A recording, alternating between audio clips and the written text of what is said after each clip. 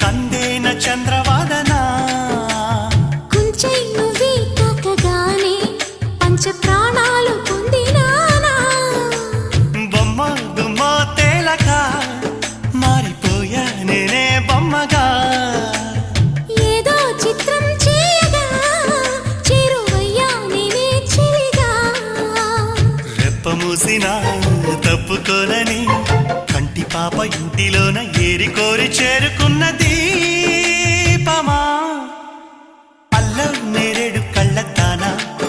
ప్రేమ వల్ల పట్టాను పిల్లదానా